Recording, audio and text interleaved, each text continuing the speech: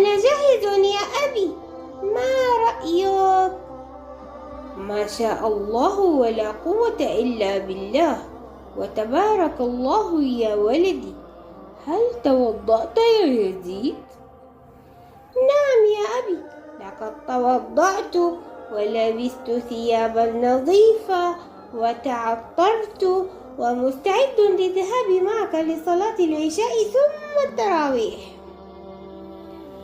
أحسنت يا يزيد، التراويح سنة عددها 20 أو 13 أو 11 ركعة يا بني، صل ما استطعت منها يا ولدي، وجزاك الله خيرا يا حبيبي.